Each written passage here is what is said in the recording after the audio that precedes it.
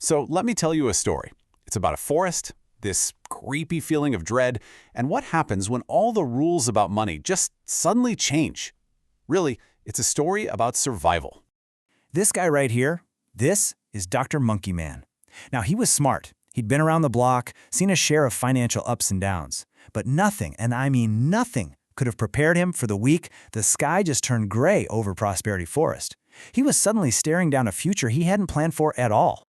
You know how it starts. It all began with these whispers, kind of like leaves rustling when there's no wind.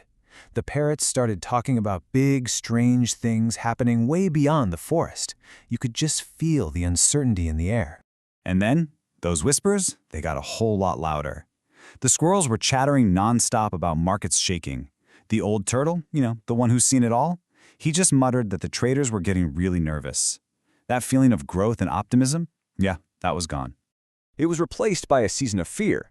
And Dr. MonkeyMan knew that fear makes people do very, very strange and irrational things, especially with their money. The jungle just felt different. It was full of shadows, prices were going up, deliveries were late, and money just wasn't acting like it was supposed to. And right when Dr. MonkeyMan was trying to make sense of all the panic, a wise old friend, Meerkat Maven, showed up with a pretty stark warning. And what he said, it changes everything. This demands a complete shift in how you think. It's not about winning anymore. Meerkat Maven explained that when the world is in turmoil, your entire financial strategy has to flip. It has to become defensive. So this was the heart of the lesson, what he called the fortress rule. Forget thinking about your money as a race car, always trying to get to the finish line faster. In a crisis, your money needs to be a fortress, strong, secure, and built to withstand a long siege. Okay, so how do you actually build this fortress? Well, Maven drew 3 circles. Now, in normal times, we're all laser-focused on that third circle, growth. But in a crisis, that first circle, cash, becomes king. I mean, think about it. In calm times, cash is kind of boring, right? But in a crisis, cash is oxygen. It's the ability to buy food or medicine or just get from point A to point B when everything else is completely frozen. Here's the real trap, the crucial danger you have to avoid. It's called forced selling. If you run out of cash, you might have to sell your long-term investments at the absolute worst possible time, when prices have hit rock bottom. And if you do that, you lock in these devastating losses. All of a sudden, being able to access your money matters way more than what kind of returns it's getting. The very next day, Dr. MonkeyMan saw this play out right in front of him at the market.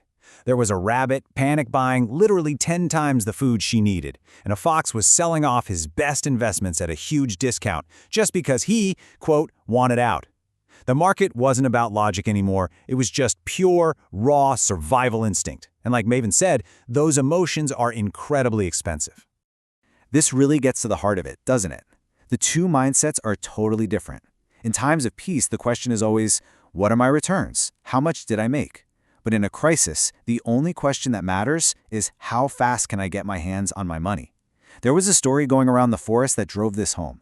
A bridge washed out, and a merchant couldn't buy new supplies because all his savings were locked up. But a squirrel who had ready cash could. See, liquidity isn't just some finance term. It's the ability to act when life breaks. And that's when it all clicked for him.